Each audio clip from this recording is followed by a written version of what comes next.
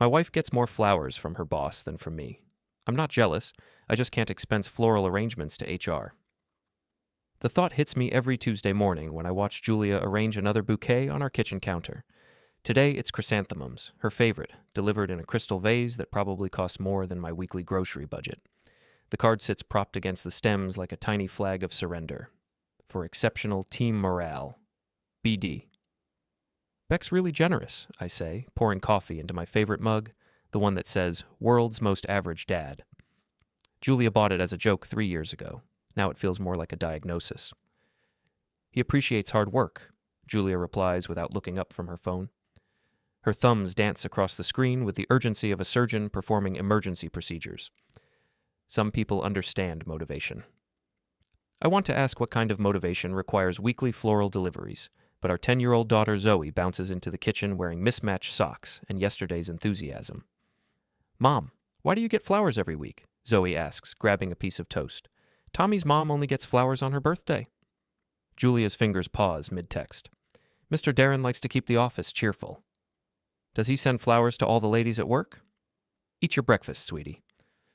I catch Julia's eyes in the reflection of the microwave door. She looks away first. My name is Nick Fulton, and I manage operations at Pacific Greenhouse Solutions. It's exactly as exciting as it sounds. I spend my days ensuring that corporate lobbies have the right plants and that wedding venues don't run out of roses during peak season. I'm 38, reasonably intelligent, and according to my wife's friends, lucky Julia puts up with me. I heard that particular gem last month during our neighborhood barbecue. Julia's best friend Rhea was holding court on our back patio, wine glass gesturing like a conductor's baton. He's sweet, Rhea had said, but let's be honest, Julia could do better. Did you see the way Beck looks at her at the company picnic? Maddie, Julia's other half of the gossip triangle, had nodded sagely. Some women marry for stability. Others marry for passion. I'd been standing behind the sliding door, holding a plate of burnt hamburgers and wondering which category I fell into. Apparently neither. The flowers started showing up 18 months ago. Every Tuesday, like clockwork. At first, I thought it was sweet. A boss who appreciated his employees. Julia works in HR for Cascade Tech Solutions, one of those companies that has ping-pong tables and motivational posters about disrupting paradigms. But 18 months of weekly bouquets? Either Beck Darren has the most grateful management style in corporate America, or he's building a case for Employee of the Century. I have a late client dinner tonight, Julia announces, finally looking up from her phone. Don't wait up. Another one? I ask. That's 3 this week. It's a big project. Beck wants everything perfect for the Morrison account. Beck wants. Beck thinks. Beck says. Our conversations have become a greatest hits album of Beck Darren's opinions. I'm starting to feel like a background singer in my own marriage. After Julia leaves for work in her BMW, a company car that somehow never needs to be returned, I drive Zoe to school in my 10-year-old Honda. The contrast isn't lost on me. Dad, Zoe says as we pull into the school parking lot, do you think Mom likes her job? Why do you ask? She's always working, and she gets really happy when her phone buzzes. Out of the mouths of babes. Your mom works hard to help our family.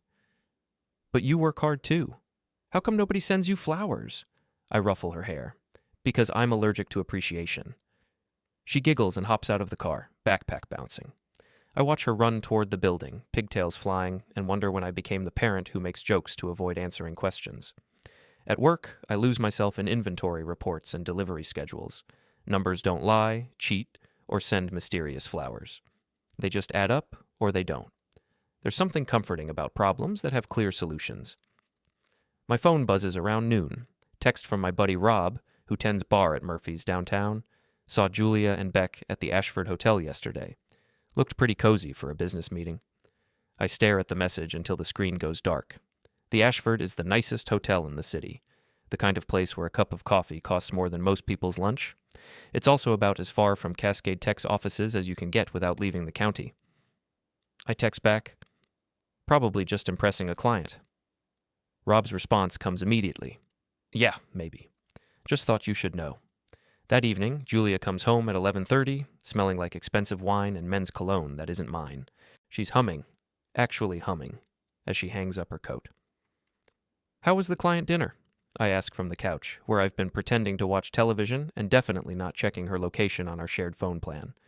Productive, she says. Very productive. She disappears upstairs without asking about my day, Zoe's homework, or whether I remembered to feed the cat. I hear the shower running and wonder when we stopped being a team and became roommates who happened to share a mortgage. The next morning, I'm in the greenhouse office early, trying to focus on quarterly projections when my sister Tina calls. "You sound terrible," she says without preamble. Tina's a lawyer, which means she skips small talk and goes straight for the throat. "Good morning to you, too." I ran into Rhea at the gym yesterday. She was being weird. You know how she gets when she knows something she shouldn't. Rhea's always weird. This was different. She kept asking if you and Julia were working through things. When I said you seemed fine, she got that look. What look? The look people get when they know your wife is having an affair but don't want to be the one to tell you. The words hang in the air like smoke from a house fire. I want to laugh it off, make another self-deprecating joke, but something in my chest feels tight. "That's ridiculous," I say. "Is it? When's the last time Julia talked about anything other than work? When's the last time she seemed happy to see you?" I can't answer either question without proving her point. "Look," Tina continues, "I'm not saying anything's definitely wrong, but maybe pay attention. You're a good guy, Nick. You deserve better than being taken for granted." After we hang up, I sit in my office surrounded by the smell of soil and growing things, and I start paying attention. Julia's calendar is synced to our home computer, something she set up years ago so I could keep track of her schedule. I've never looked at it closely before, but now I scroll through the past few months with the focus of an accountant hunting for discrepancies. Client dinners every Tuesday and Thursday, late meetings that run past 9 p.m., weekend team-building events that require overnight stays. I cross-reference the dates with Beck Darren's social media posts. The man documents his life like he's running for office. Photos of expensive meals, hotel lobbies, conference rooms with floor-to-ceiling windows. The pattern emerges like a photograph developing in chemicals. Every time Julia has a client dinner, Beck posts a picture from the Ashford Hotel's restaurant. Every weekend retreat coincides with his check-ins at mountain resorts. Either they're working on the most intensive project in corporate history, or they're not working at all. I close the laptop and walk out into the greenhouse, where rows of chrysanthemums are blooming in perfect formation. Their petals are bright yellow, cheerful, and innocent. I've always liked chrysanthemums. They're hardy, reliable, and they bloom when other flowers are giving up for the season. Apparently, they're also Beck Darren's flower of choice for whatever he calls team morale. My phone buzzes. Another text from Rob. Same table at the Ashford. Third time this month. Just saying. This time I don't text back. Instead, I grab my keys and drive across town to Petals and Stems, the florist shop that's been delivering Julia's weekly arrangements. The owner, Mrs. Chen, recognizes me immediately. "Mr. Fulton, how nice to see you. Is everything all right with Mrs. Fulton's deliveries?" "Actually, I wanted to ask about those. My wife mentioned they've been going on for a while." "Oh yes, 18 months now. Every Tuesday, same arrangement. The gentleman who set it up was very specific. Chrysanthemums, crystal vase, card signed BD. Such a thoughtful employer." 18 months, I repeat. Paid in full through his corporate account. Cascade Tech Solutions, very reliable customer. I thank her and walk back to my car, where I sit in the parking lot doing math. 18 months of weekly flower deliveries. Premium arrangements in crystal vases. At roughly $60 per bouquet, Beck Darren has spent over $4,000 on my wife's morale. That's not employee appreciation, that's courtship. I've never been the jealous type. In 15 years of marriage, I've never checked Julia's phone, followed her car, or hired a private investigator. I trusted her the way you trust gravity, completely, without question, because the alternative was unthinkable. But trust, it turns out, is like a greenhouse window. One crack, and everything becomes visible. Tuesday evening, I tell Julia I'm working late at the greenhouse. Instead, I drive to the Ashford Hotel and park across the street with a clear view of the entrance. I feel ridiculous, a middle-aged man playing detective in his Honda Civic, but I can't shake the need to know. At 7:15, Beck Darren's silver Porsche pulls up to the valet stand. I recognize him from the company picnic photos Julia showed me. Tall, confident, wearing a suit that costs more than my monthly salary. He hands his keys to the valet like he owns the place. At 7:20, Julia's BMW arrives. She steps out wearing a dress I've never seen before. Black, elegant, the kind of outfit that says special occasion rather than business meeting. I watch them embrace in the hotel lobby through the floor-to-ceiling windows. It's not a handshake or a professional hug. Julia's hand rests on Beck's chest, and he leans down to whisper something in her ear that makes her laugh. I take photos with my phone, feeling like a voyeur in my own marriage. The images are grainy through the glass, but clear enough to tell a story I don't want to read. They disappear into the hotel restaurant, and I drive home to our empty house, where Zoe is doing homework at the kitchen table, and the latest bouquet of chrysanthemums mocks me from the counter. "Where's Mom?" Zoe asks without looking up from her math problems. "Working late." "She works late a lot." "Yes, she does." Zoe chews on her pencil eraser.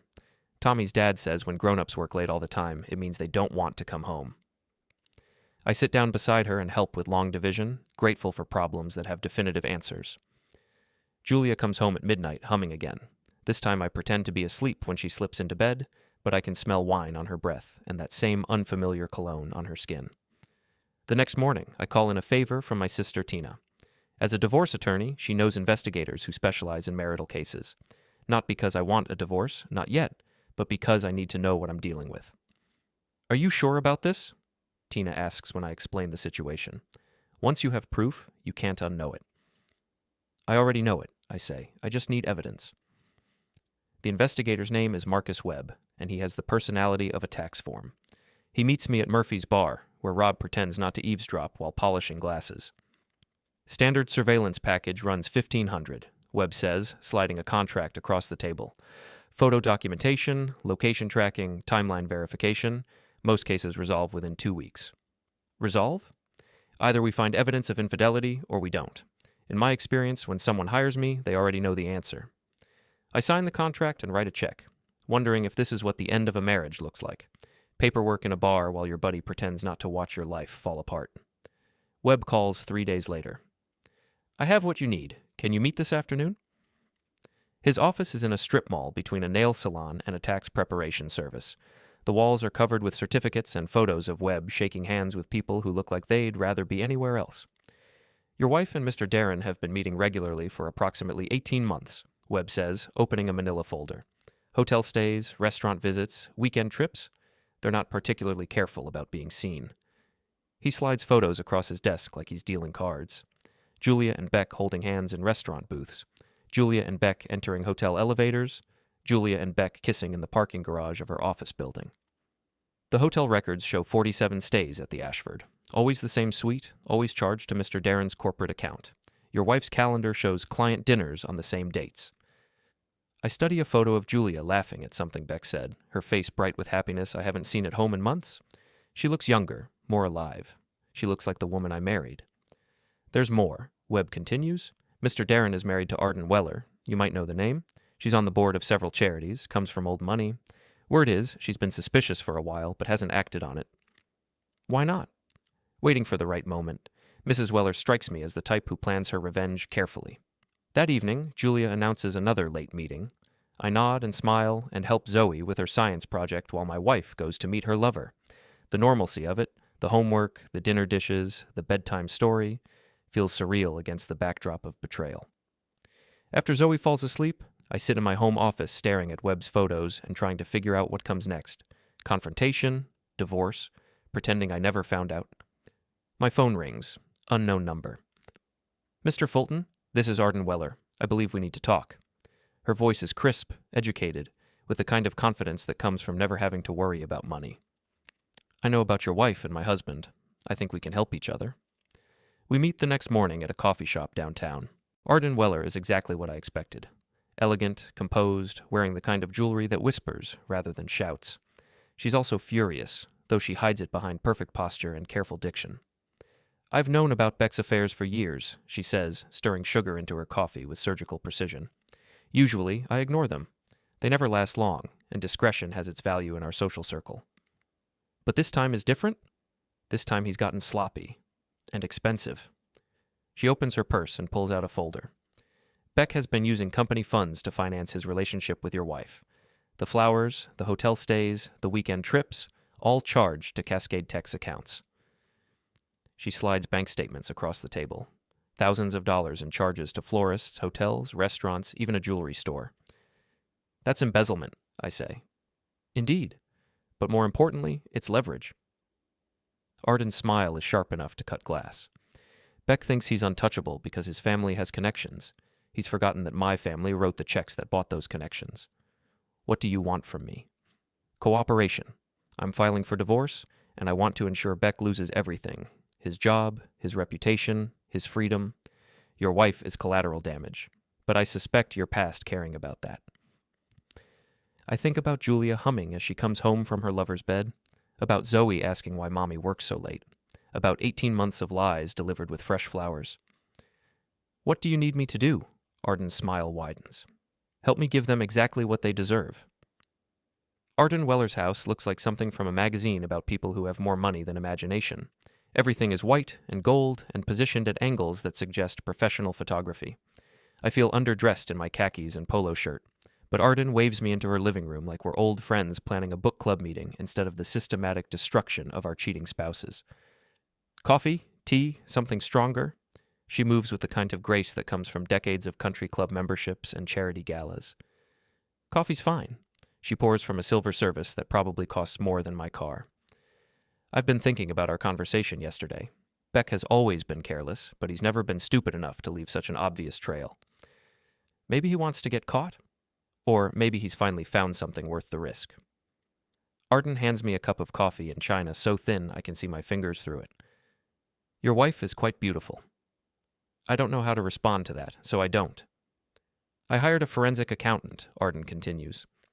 Beck's been creative with company funds, not just the obvious expenses like hotels and flowers. He's been billing personal trips as business travel, using corporate credit cards for gifts, even paying for your wife's car through a company lease program she doesn't qualify for. How much are we talking about? Conservatively, $200,000 over 18 months, possibly more once we dig deeper. The number hits me like cold water. I'd been thinking about betrayal in emotional terms, hurt feelings, broken trust, wounded pride. But this is theft. This is criminal. There's something else, Arden says, settling into the chair across from me. Beck's been promising your wife things. A promotion to regional HR director, a transfer to the Seattle office, a future together once he sorts out his marriage. How do you know that? Because I've been monitoring his communications for months. Beck has never been good with technology. He uses the same password for everything, and he backs up his phone to our shared iCloud account. She smiles. 18 years of marriage teaches you where to look. Arden opens her laptop and turns the screen toward me.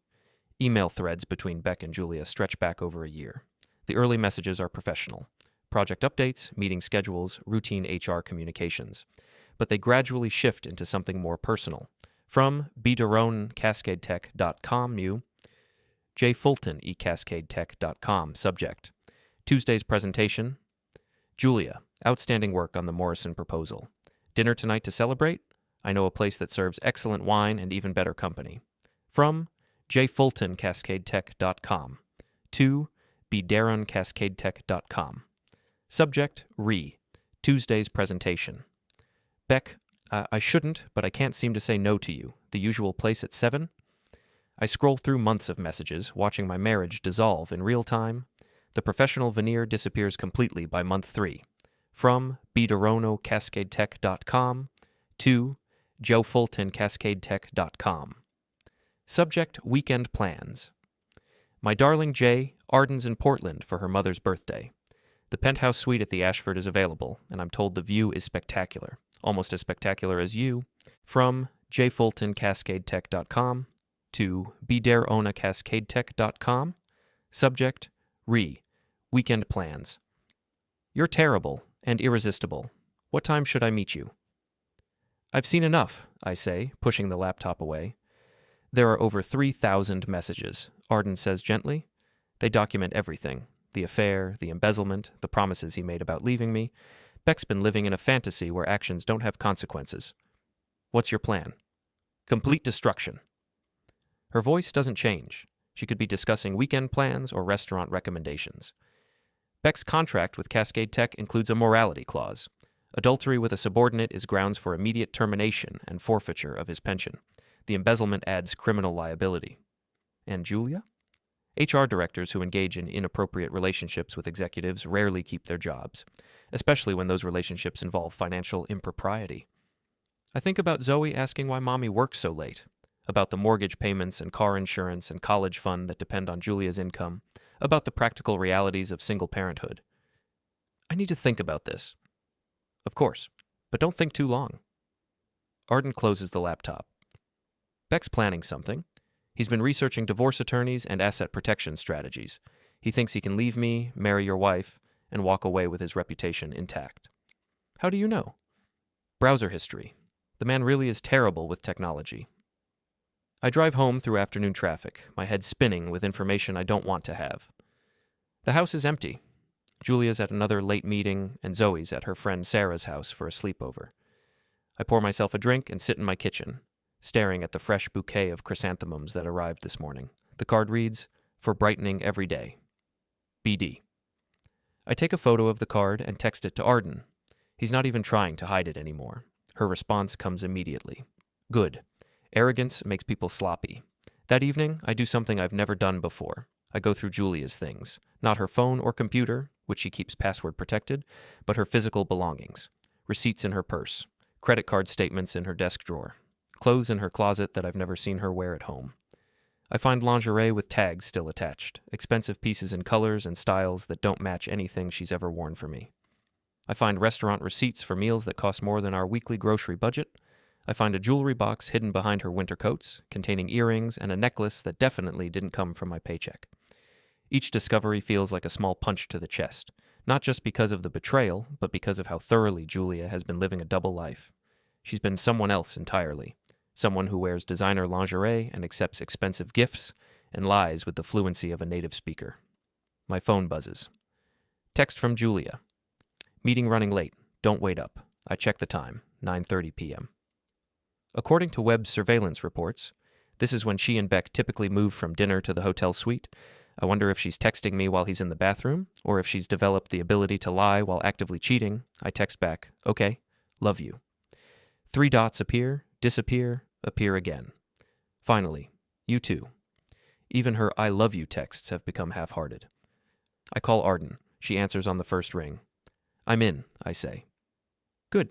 Can you meet me tomorrow morning? I want to show you something that will make this much easier. What? Beck's biggest client is Morrison Family Values. You know, the company that sponsors those commercials about traditional marriage and Christian principles? They're worth $40 million annually to Cascade Tech. So they have very specific requirements about the moral character of their business partners. Adultery and embezzlement tend to violate those requirements rather dramatically. I understand immediately. You're going to tell them. I'm going to let them discover it themselves. There's a difference. The next morning, I meet Arden at her lawyer's office. Richard Blackwood looks exactly like what Central Casting would order for expensive attorney. Silver hair, perfect suit, handshake that could crack walnuts. Mrs. Weller has explained the situation, Blackwood says. We're prepared to file for divorce immediately, but we want to coordinate with your actions to maximize impact. My actions? You can't let your wife know you're aware of the affair, Arden explains. Not yet. We need Beck to feel secure, to keep making mistakes. What kind of mistakes? Blackwood opens a file. Mr. Darren has been using company resources to plan a weekend getaway with your wife. A resort in wine country, presidential suite, charged to Cascade Tech's corporate account. The reservation is for this Friday. Julia told me she's attending a training seminar in Portland this weekend. The training seminar is real, Arden says, but she's not attending it. Beck arranged for her to be excused, and they're using it as cover for their romantic weekend. We're going to document everything, Blackwood continues. Photos, receipts, hotel records, and then we're going to make sure Morrison Family Values receives copies of all of it. When? Monday morning, right before Beck's quarterly presentation to their board of directors. I picture Beck Darren standing in a conference room, confident and polished, about to lose everything. Then I picture Julia packing her suitcase for a weekend with her lover while lying to my face about training seminars. What do you need me to do? Arden smiles. Nothing dramatic. Just be yourself. Be the devoted husband who trusts his wife completely. Let her go to Portland without suspicion. Let Beck think he's gotten away with it. And then? Then we watch them burn. Friday morning arrives with the kind of drizzle that makes Seattle famous and my mood appropriately gray. Julia hums while packing her suitcase, folding clothes with the care of someone preparing for a special occasion rather than a corporate training seminar. I wish you didn't have to go, I say, playing my part as the oblivious husband. Weekends are for family time. I know, honey, but this seminar could really advance my career. Julia doesn't meet my eyes when she lies, I've noticed. She focuses on her packing, her phone, the coffee maker, anything but me. Beck thinks it's essential for my development. Beck thinks, always Beck thinks. Will you be able to call Zoe tonight? You know how she worries when you're away. Of course. Julia zips her suitcase with finality. I should be back Sunday evening. Maybe we can do something special as a family. The casual cruelty of it takes my breath away. She's planning a romantic weekend with her lover and promising family time as compensation. It's like being stabbed with a gift-wrapped knife. I kiss her goodbye at the door, tasting lies on her lips, and watch her drive away in the BMW that Beck Darren bought her. Then I call Arden. She's gone, I say. Perfect. Richard's investigator is already in position at the resort. We'll have complete documentation of their weekend together. What about Morrison family values? Monday morning, 9 a.m. sharp. Beck's presentation starts at 10. The timing will be exquisite. I spend Saturday trying to act normal for Zoe's sake. We go to the park, build a blanket fort in the living room, make pancakes that turn out slightly burned but perfectly edible. She doesn't ask about Julia's absence. She's gotten used to Mommy being away for work. That evening, while Zoe watches a movie, I receive a text from an unknown number, photos from the resort, Julia and Beck checking in together, laughing over dinner, walking hand in hand through the gardens like honeymooners. The images should hurt more than they do. Instead, I feel oddly detached, like I'm looking at strangers. The woman in the photos isn't my wife. She's someone who looks like my wife, but laughs differently, moves differently, exists in a world I've never been part of. Sunday drags by with the weight of anticipation. Julia texts twice, once to say the seminar is very informative, and once to send a photo of her hotel room that's clearly been staged to look like a corporate training facility rather than a romantic resort. She comes home Sunday evening glowing with satisfaction and what she claims is professional fulfillment. She brings gifts, a t-shirt for Zoe from the hotel gift shop and a bottle of wine for me from the resort's vineyard. How was the seminar? I ask. Incredible. Really eye-opening. Beck was right about how valuable it would be. She shows me a folder of training materials that look suspiciously fresh and unused. Either she's the most organized student in corporate education history, or she grabbed random brochures from the hotel lobby. I'm glad it went well, I say, accepting her lies with the grace of a seasoned diplomat. That night, Julia falls asleep quickly, exhausted from her weekend of deception. I lie awake beside her, listening to her breathe, wondering if this is the last night we'll share a bed as husband and wife. My phone buzzes with a text from Arden. Everything's ready. Tomorrow changes everything. Monday morning arrives with unseasonable sunshine, as if the weather gods want to provide good lighting for the destruction of Beck Darren's life. Julia leaves early for work, mentioning that Beck has an important presentation and the whole office is pulling together to support him. I drop Zoe at school and drive to work, but I can't concentrate on inventory reports or delivery schedules. At 8:30, Arden calls.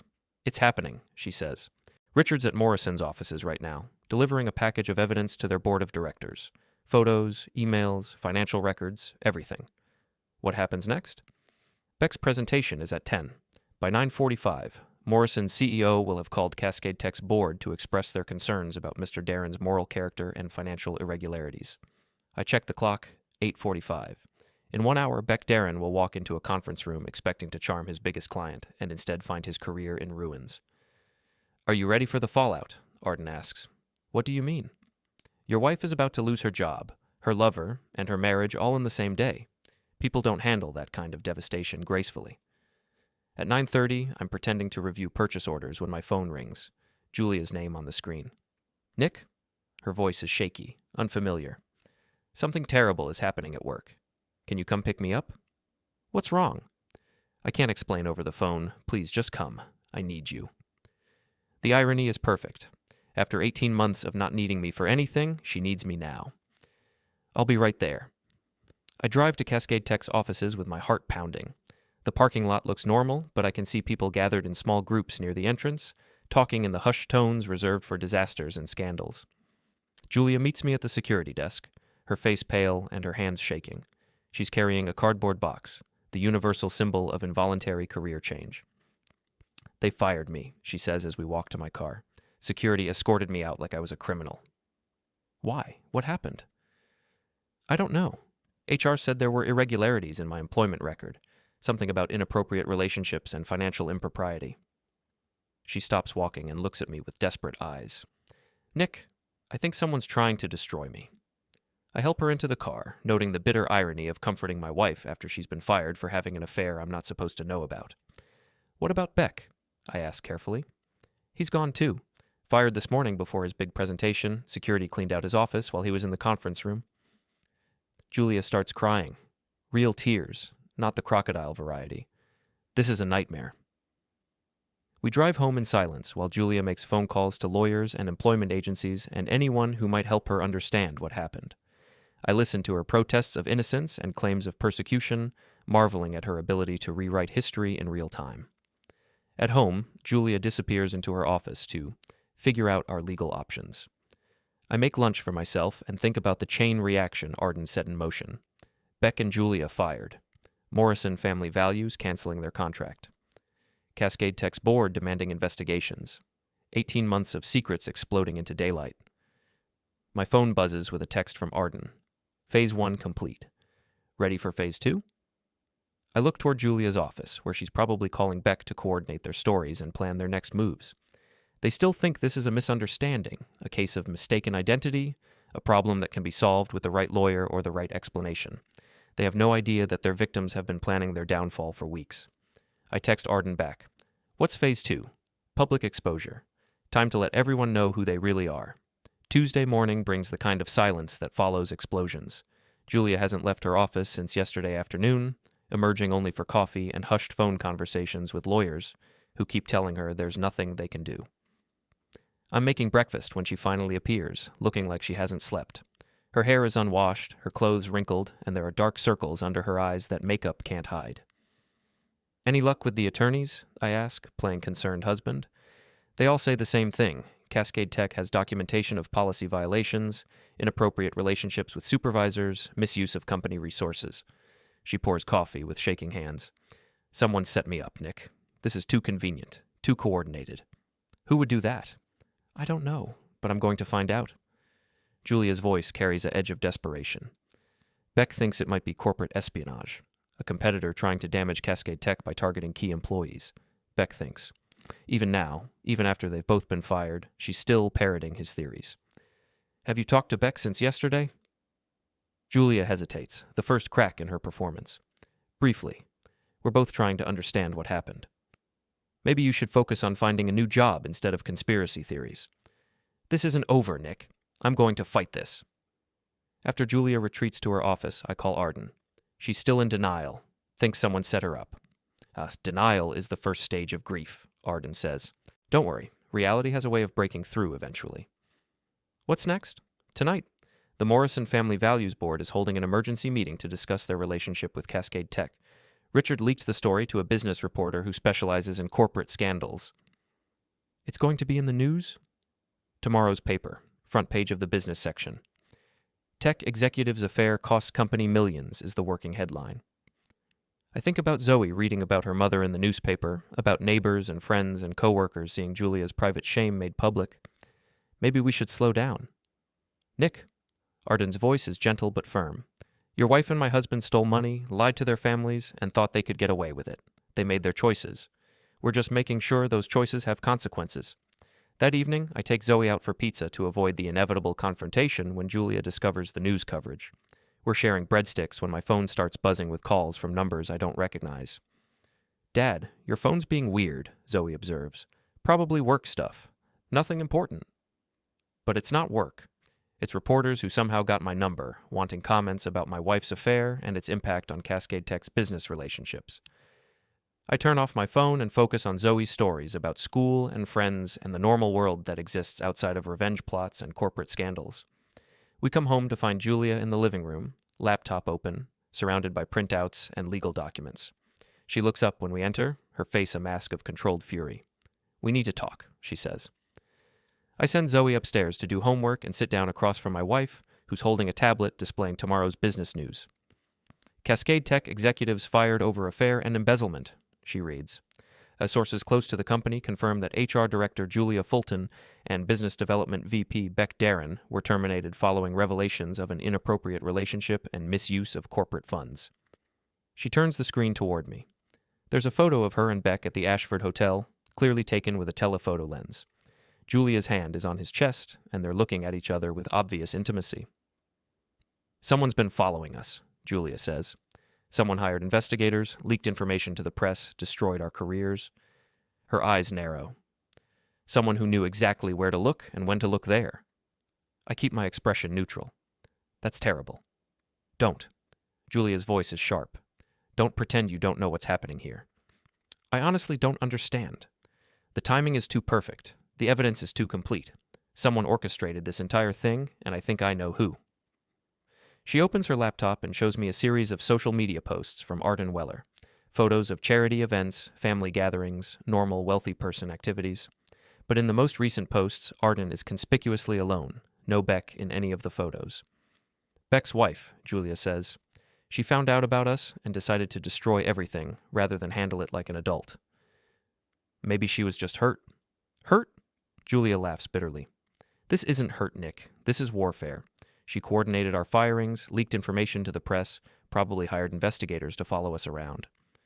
If that's true, maybe you should have thought about that before you started the affair. The words slip out before I can stop them. Julia stares at me, her mouth slightly open, processing what I just said.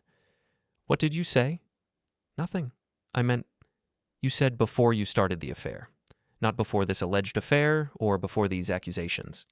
You said it like you know it's true. I can feel the careful structure of deception collapsing around me. Julia, how long have you known? There's no point in lying anymore. 18 months. Julia sits back like I've slapped her. 18 months? You've known for 18 months and said nothing? I was hoping it would end. You were hoping. She stops, shakes her head, starts again. You knew about Beck and me for 18 months, and instead of confronting me, you conspired with his wife to destroy our lives. I didn't conspire with anyone. I found out about Arden's plans and decided not to stop them. Same thing. No, it's not. You made the choice to have the affair. You made the choice to steal company money. You made the choice to lie to me every single day for a year and a half. I just made the choice to let you face the consequences. Julia stands up, pacing the length of the living room like a caged animal. Consequences? Nick, I lost my job. My career is over. My name is going to be in the newspaper connected to a scandal that will follow me forever. Good. The word hangs in the air between us. Julia stops pacing and stares at me. Good? You want to know what I think about consequences? I think you should lose your job for stealing company money to finance your affair. I think you should lose your reputation for lying and cheating. I think you should lose your marriage for betraying the person who loved you most. I never meant for this to happen. You meant for all of it to happen. Every hotel stay, every lie, every time you came home smelling like another man and pretended to be my loving wife.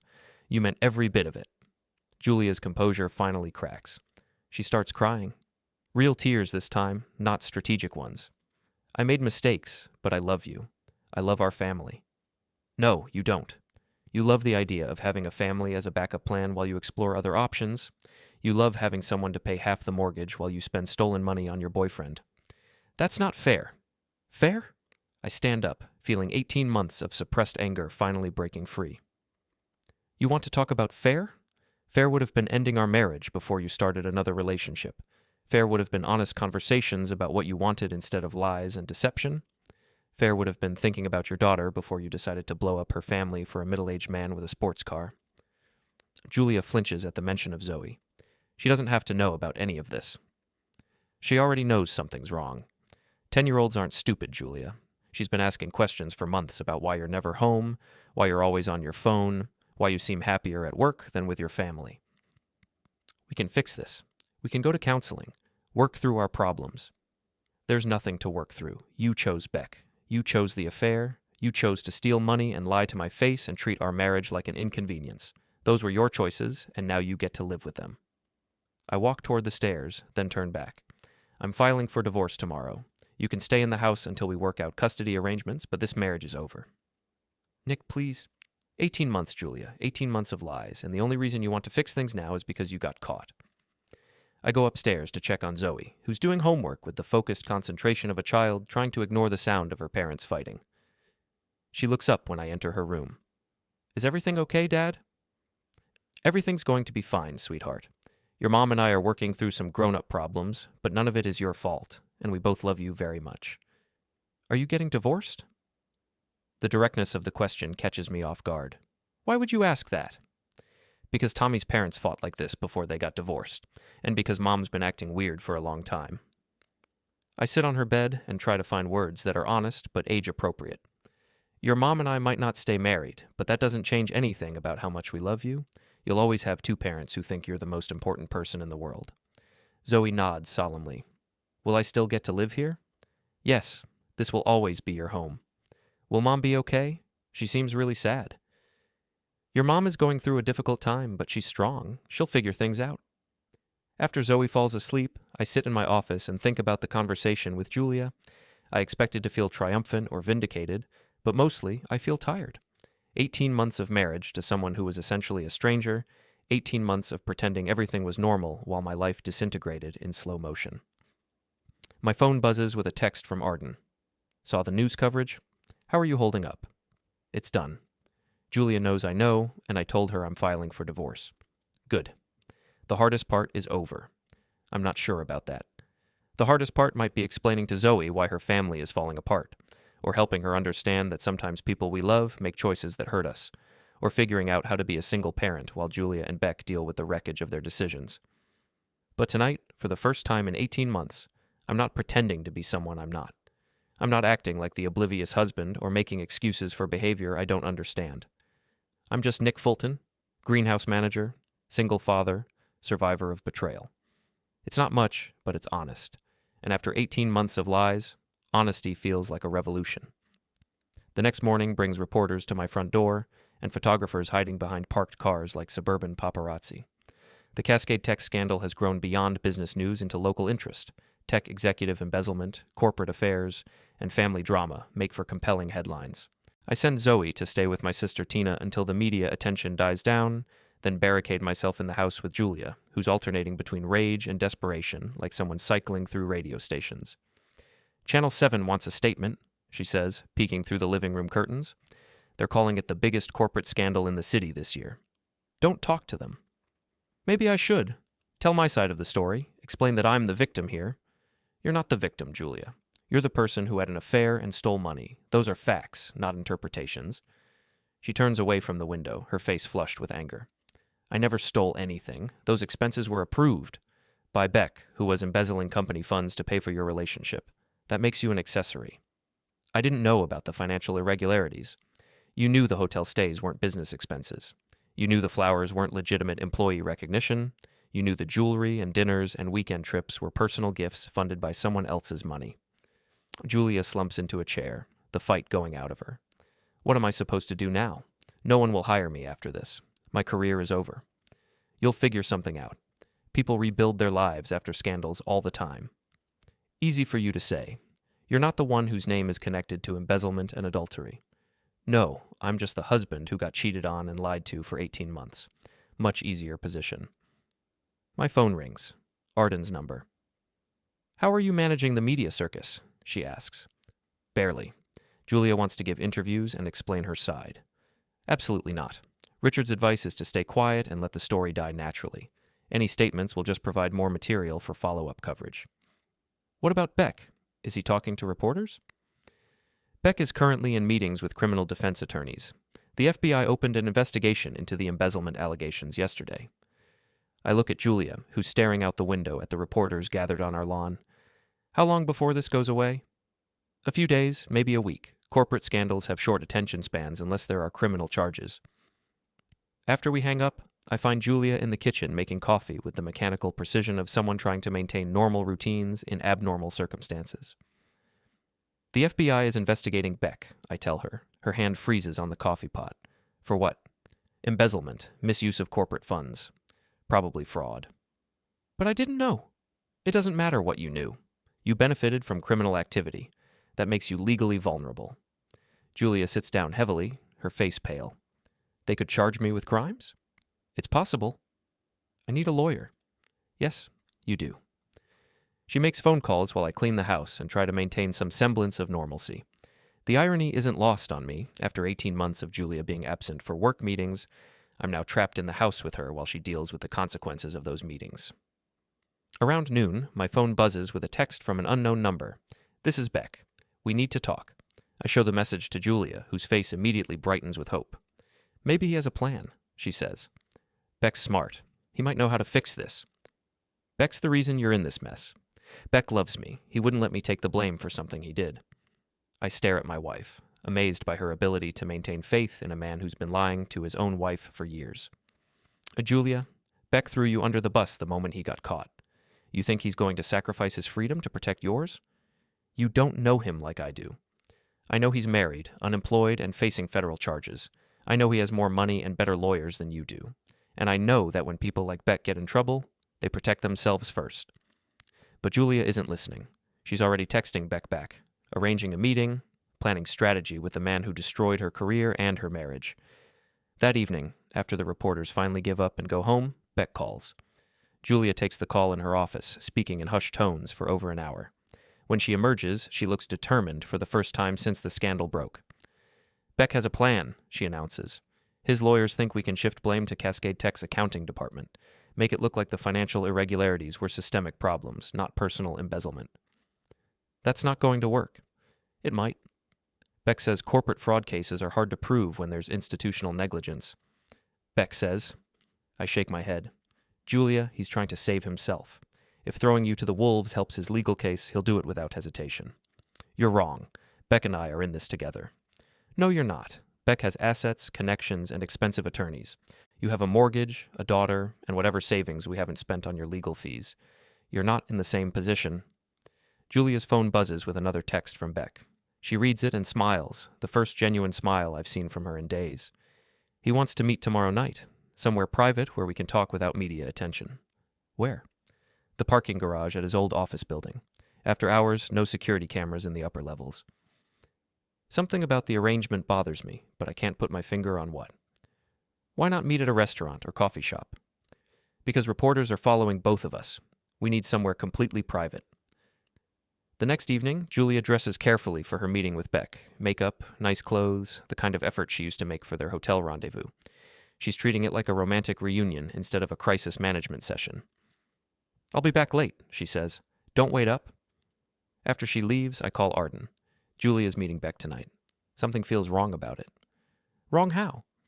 The location, a parking garage with no security cameras. The timing, after his lawyers have had time to develop a defense strategy. The whole setup feels like he's planning something. Like what? I don't know. But Beck's not stupid, and he's not sentimental. If he's arranging a secret meeting with Julia, it's because he needs something from her. Or because he needs to neutralize her as a threat. The words send a chill through me. What do you mean? Think about it, Nick. Julia can testify about Beck's financial irregularities, his promises about leaving me, his use of company resources for personal expenses. She's the prosecution's best witness against him. So? So if something happened to discredit her testimony, if she appeared unstable or unreliable, or if she recanted her previous statements, it would significantly help Beck's legal position. I understand immediately. He's going to manipulate her. Or worse. Beck's facing serious federal charges, Nick. Prison time. People do desperate things when their freedom is at stake. I grab my keys. I'm going to the parking garage. Be careful, and call me when it's over. The drive to Beck's former office building takes 20 minutes through downtown traffic. The parking garage is attached to a high-rise that houses several tech companies, the kind of anonymous corporate space where people work late and security is minimal after business hours. Cool. I park on the street and walk to the garage entrance. Julia's BMW is on the third level, next to Beck's Porsche. I take the stairs to avoid the elevator noise and peer around the corner to see them talking near the concrete barrier overlooking the city. Even from a distance, I can see the tension in their body language. This isn't a romantic reunion, it's a negotiation. Beck is gesturing emphatically while Julia shakes her head. Their voices echo off the concrete walls, but I can't make out specific words. Then Beck pulls out his phone and shows Julia something on the screen. She steps back, her hand covering her mouth in shock. Whatever he's showing her, it's devastating. I move closer, using parked cars as cover until I can hear fragments of their conversation. Recordings of every conversation we had about the expenses. Beck's voice carries clearly in the empty garage. You recorded me? Julia's voice is high with disbelief. Insurance policy. My lawyers think they can use them to show you were the one pushing for more expensive arrangements, more elaborate trips. That's not true. You suggested everything. That's not what the recordings show. According to the audio, you were the aggressive one, the one who wanted expensive hotels and fancy restaurants. I was just trying to keep a valuable employee happy. I can see Julia's shoulders shaking. Beck is rewriting their entire relationship, turning 18 months of his pursuit into evidence of her manipulation. You can't do this to me, she says. I don't want to, but if you testify against me, if you try to make me the villain in this story, I'll have no choice but to protect myself. I thought you loved me. I do love you. That's why I'm offering you a way out. Beck moves closer to Julia, his voice becoming gentle, persuasive. My lawyers can arrange a plea deal for you, minimal charges, probably probation, but only if you're willing to take responsibility for your part in this. My part? The financial irregularities, the inappropriate relationship, the pressure you put on me to provide expensive perks and benefits. Julia is crying now, her carefully applied makeup running down her cheeks. You're lying. You pursued me. You sent the flowers. You made the reservations. You paid for everything. Prove it. The two words hang in the air like a challenge. Beck is right. Julia can't prove his intentions or motivations. She can only prove that she participated in activities that cost the company money and violated corporate policies. If you testify against me, Beck continues, I'll paint you as a gold digger who seduced her boss for financial gain. The recordings support that narrative. But if you cooperate with my defense, we can both move on with our lives. Cooperate how? Admit that you initiated the relationship. Admit that you requested the expensive arrangements. Take a plea deal that keeps you out of prison and gives you a chance to rebuild. I watch my wife consider the offer, weighing her options in a situation where all the choices are bad. Beck has outmaneuvered her completely. He has evidence, lawyers, and a strategy that makes her the villain in their story. I need time to think, Julia says finally. You have until tomorrow. After that, my lawyers file their defense strategy, and it becomes much harder to protect you. Beck gets in his Porsche and drives away, leaving Julia alone in the parking garage. She leans against the concrete barrier, sobbing with the kind of grief that comes from realizing you've been completely betrayed by someone you trusted. I wait until Beck's car disappears, then walk over to my wife. Julia. She spins around, startled. Nick, what are you doing here? I was worried about you. How long have you been here? Long enough to hear Beck's offer. Julia wipes her eyes with the back of her hand, smearing mascara across her cheek. He recorded our conversations, Nick. Private, intimate conversations. He's going to use them to make me look like the aggressor. Are you surprised? I thought he loved me. He loved what you could do for him. Now that you're a liability, he's cutting you loose. Julia looks out over the city lights, her voice barely above a whisper. What am I going to do? Tell the truth. The truth won't protect me from federal charges. Maybe not, but it's the only thing that will let you look at yourself in the mirror. We stand in silence for a moment. Two people whose marriage is over, whose trust is shattered, whose future is uncertain. But for the first time in 18 months, we're being honest with each other. I'm sorry, Julia says finally. I know that doesn't fix anything, but I need you to know that I'm sorry. I know you are. Do you think you'll ever forgive me? I consider the question seriously. I don't know, but I hope someday I can forgive you for Zoe's sake, if not for mine. Julia nods, accepting the uncertainty. Will you help me find a good lawyer? Yes. Will you help me figure out how to tell Zoe what's happening? Yes. Will you... She stops, shakes her head. Never mind. What? Will you help me remember who I used to be before I became someone who could do this to her family? It's the most honest thing she's said in months. I think you'll have to figure that out yourself. We walk to our cars together, two people who once promised to love each other forever, now navigating the logistics of divorce and custody and the practical aftermath of betrayal. As I drive home, I think about Beck Darren's calculated manipulation of the woman he claimed to love, about Julia's realization that she was never a partner in their relationship, just another asset to be managed, about the price of choices and the weight of consequences. Tomorrow, Julia will have to decide whether to take Beck's deal or fight for a truth that might not save her. Tomorrow, I'll help her find an attorney and start the process of rebuilding her life. Tomorrow, we'll begin the complicated work of co-parenting a child whose family has been shattered by adult decisions. But tonight, for the first time since this whole mess began, I feel like the worst is over. The lies are exposed, the pretending is finished, and the real work of moving forward can finally begin. It's not the ending I would have chosen, but it's an honest one. And after 18 months of deception, honesty feels like the most radical thing in the world.